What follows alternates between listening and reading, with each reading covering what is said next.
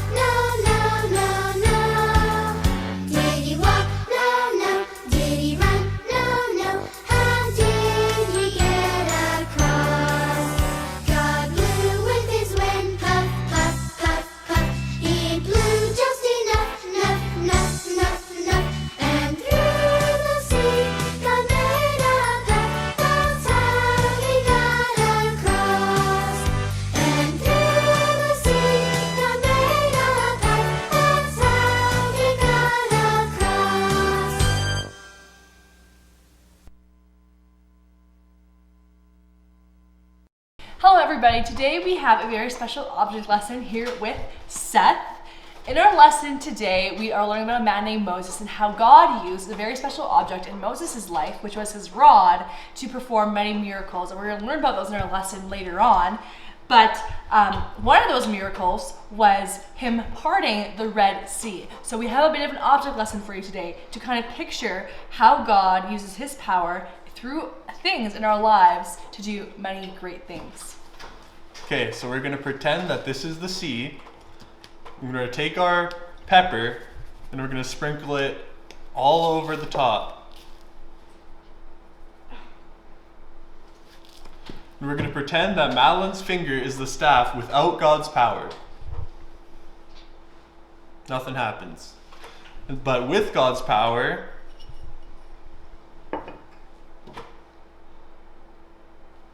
see, just like my finger just separated this black pepper, that is our pretend sea, God used Moses' rod to part the entire sea from top to bottom. It was a pretty incredible miracle that God performed. As you face the obstacles in your life this week, maybe a test at school, or a friend who is maybe being a little bit mean, remember that God is still powerful and he can use everything in your life and he can work miracles in your life to help others this week. All right, if you want to turn your Bibles to the chapters of Exodus 4 verses 2 to 5, it says, "And the Lord said unto him, What is in thine hand? And he said, A rod. And he said, Cast it on the ground. And he cast it on the ground, and it became a serpent. And Moses fled from before it.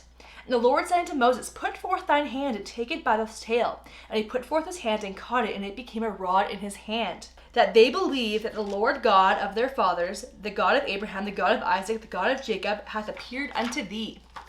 And the Lord said unto Moses, Wherefore criest thou unto me? Speak unto the children of Israel, that they go forward. But lift thou thy rod, and stretch out thine hand before the sea, and divide it, and the children of Israel shall go on dry ground through the midst of the sea. And behold, I will harden the hearts of the Egyptians, and they shall follow them. And I will get me honor upon Pharaoh, and upon all his hosts, upon his chariots, and upon his horsemen. And the Egyptians shall know that I am the Lord, when I have gotten me honor upon Pharaoh, upon his chariots, and upon his horsemen. And the angel of God, which went before the camp of Israel, removed and went behind them. And the pillar of the cloud went from before their face and stood behind them. and it came between the camp of the Egyptians and the camp of Israel. And it was a cloud of darkness to them, but it gave light by night to these, so that the one came not near the other all night. And Moses stretched out his hand over the sea, and the Lord caused the sea to go back by a strong east wind all that night, and made the sea dry land, and the waters were divided. And the children of Israel went into the midst of the sea upon the dry ground, and the waters were a wall unto them on their right hand and onto their left. Today we have a very special lesson. We're learning about an object, and this is a very special object. It's Moses' staff, or Moses' rod, whatever you prefer. Have you ever felt like you don't have what it takes to serve God, or you felt so small that you had nothing that you could give him, and you could never really do anything for God with your life because you don't have much? You're just little, you're small. But do you know that God can use all types of things? He can use the most smallest objects or the smallest people when you give those things to God. And that is what we're going to learn about today. In today's true story from the Bible, we will see how God used something very, very ordinary in Moses' life to not only show Moses, but to show the Egyptians and to show the Israelites how God is powerful. And he works through ordinary people and ordinary circumstances. And that is our lesson for today. So let's get right into it. The Israelites, the people whom God was going to send the Savior, had gone to the foreign land of Egypt to live because there was no food in their own land. But when they were in Egypt, Egypt was struggling. And so they used Israel to get through a very hard time, but eventually there was a very evil Pharaoh. And this Pharaoh forgot what the Israelites had done for them. In this time, a lot of the Israelites had become high people in Egypt, but this Pharaoh had turned all the Israelites into slaves.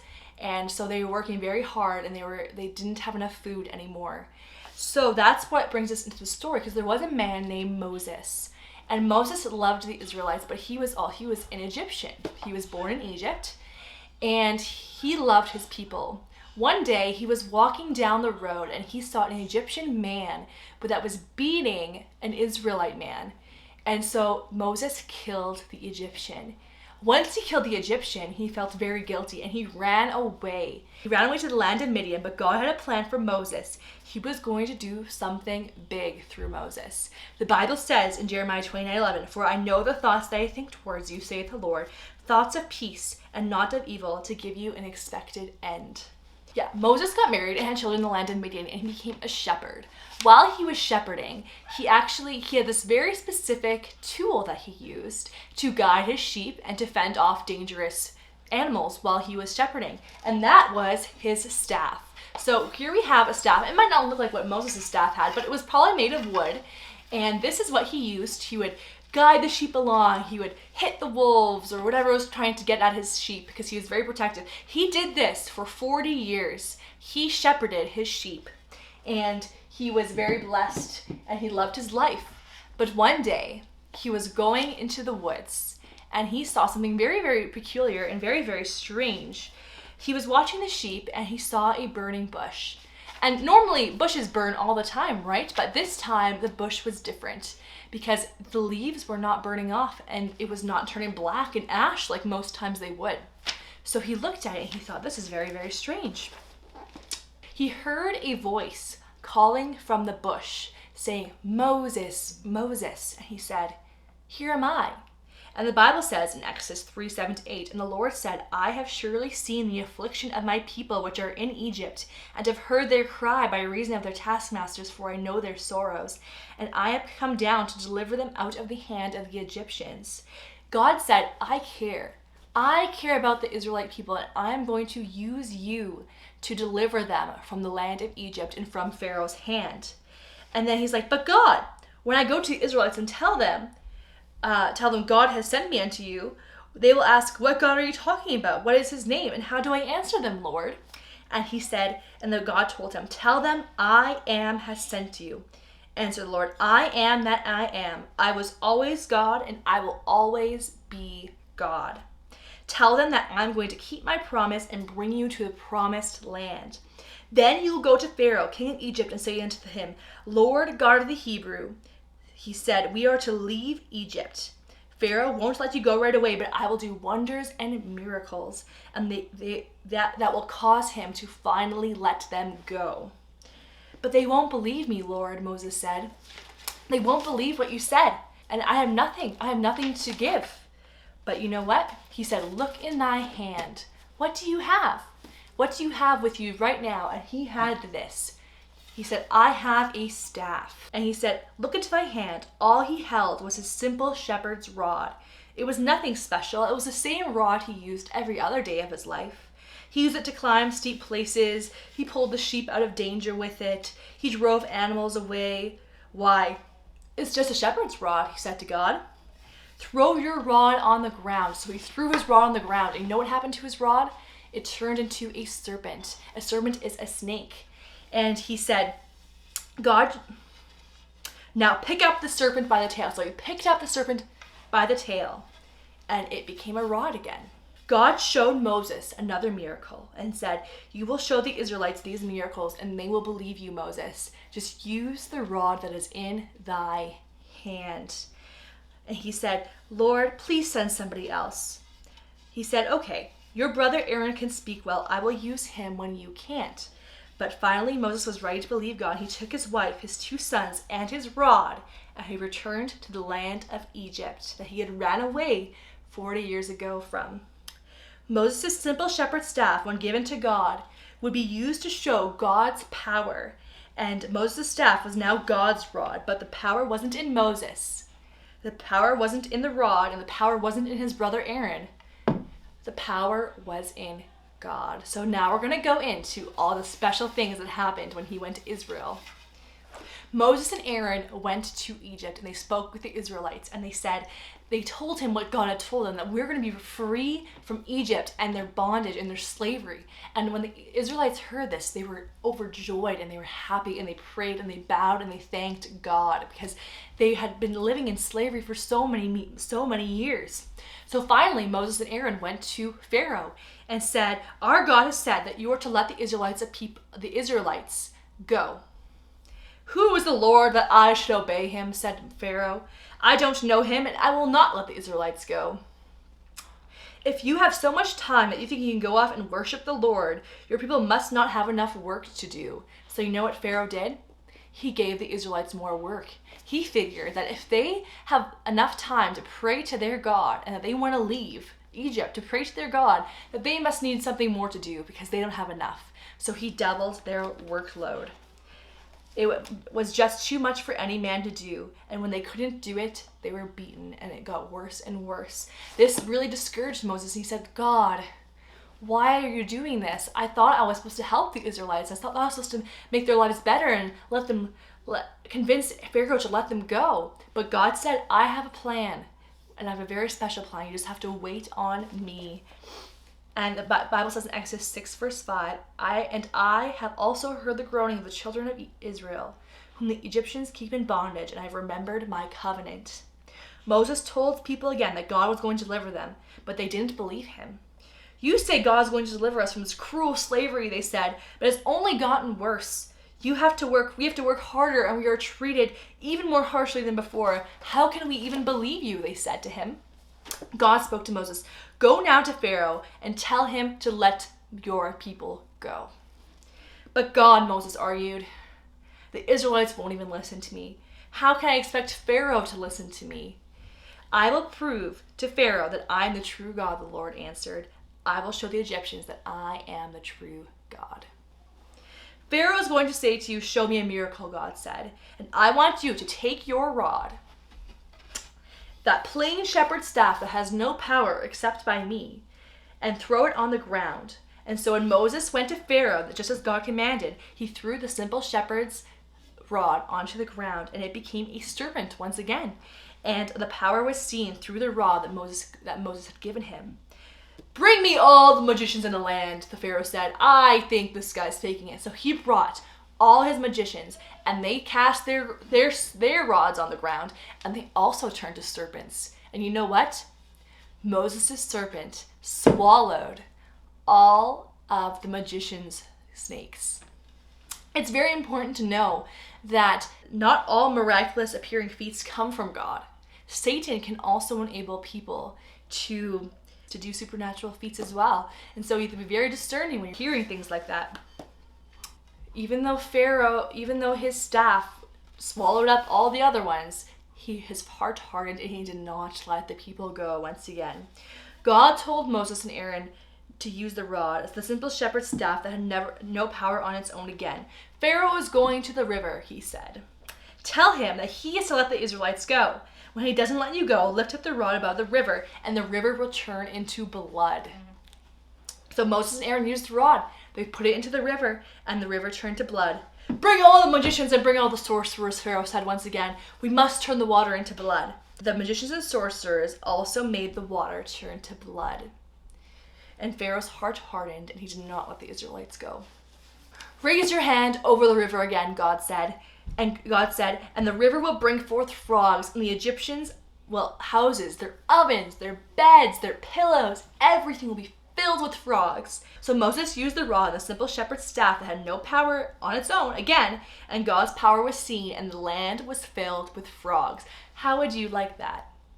I think that would be my turning point, I can handle a lot of things, but I cannot handle frogs in my bed. Ugh. Frogs crawling up you when you're sleeping, and frogs in your food, and frogs everywhere. Ugh, I just could not do it. But Pharaoh's heart was still hard, and he did not let the people go.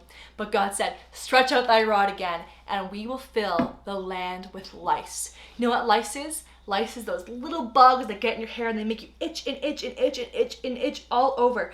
This time, Pharaoh's magicians could not make lice. So he said, this is the hand of God, the magicians told Pharaoh. But Pharaoh's heart was hard, and he would not let the Israelites go. So God sent many, many more things. They were called plagues, and to the Egyptians to show his power, so that Pharaoh would soften his heart and let the Israelites go. The last and final plague, God said, lift up thy shepherd's rod. And what will happen is all the firstborn of every family and the firstborn of every animal will die. And what happened was, in the middle of the night, that night, Pharaoh's son died. His firstborn son died. All the other Egyptians' firstborn son died, and all their animals who were the firstborn died.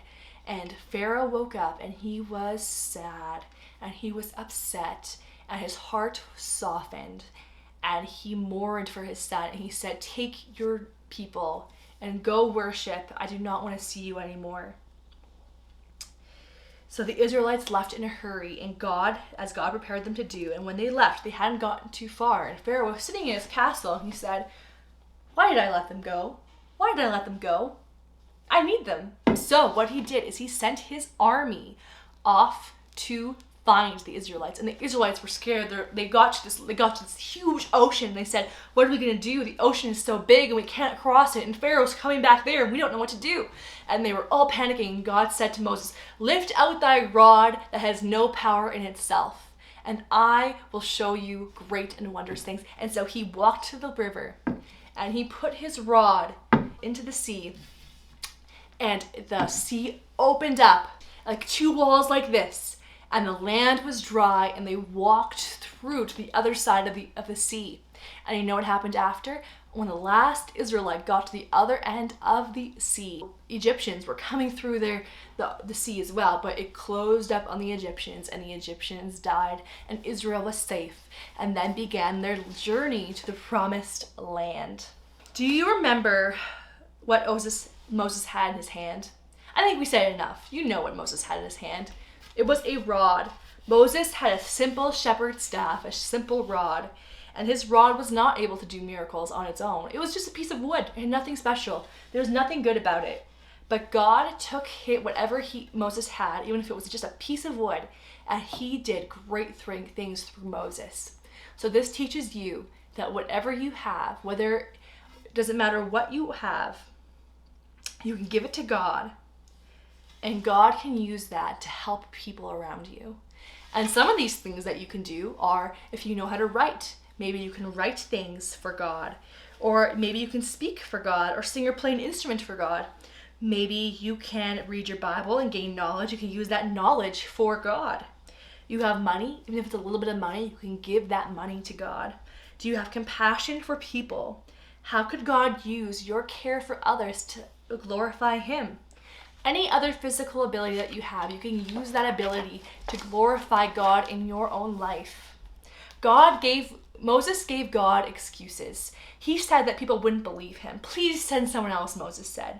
But God didn't want to send someone else. He wanted to use Moses, and He wants to use you. And He wants to use you and the tools that you are willing to give Him to show yourself and the world that He is powerful, that God is powerful. So I want you to ask yourself, what do I have and what can I give that would let God show His power through my abilities, through what I own, through what I have, and allow God to show you what He has in store for your life and what He can use in your life. And that is everything for today's lesson.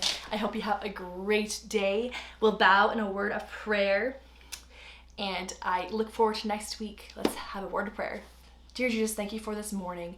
Thank you for the opportunity to teach the kids once again. I pray that you will work in their hearts, Lord, and bring to mind anything that they could use to give glory to you, and that they will use their gifts and their talents and their abilities and their possessions for you, and that you will work heavily in their lives, Lord. I pray that if any of them are not saved, that you will work in their hearts for salvation. I pray this in Jesus' name, amen. All right, everybody, you have a great week. We will get back to you next week. We look forward to it. Bye-bye.